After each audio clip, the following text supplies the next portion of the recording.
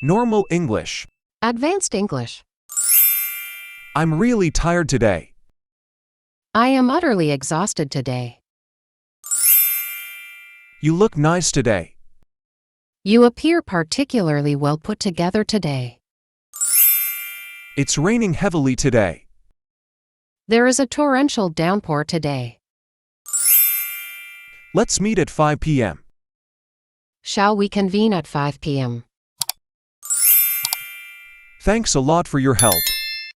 I am profoundly grateful for your assistance. Can you explain that to me?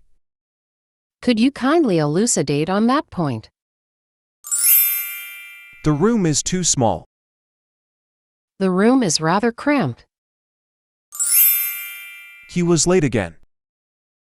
He arrived tardy once more. I really like this movie. I find this film thoroughly engaging. Can you help me with this? Would you mind assisting me with this? Thanks for watching. Please like and subscribe for more videos.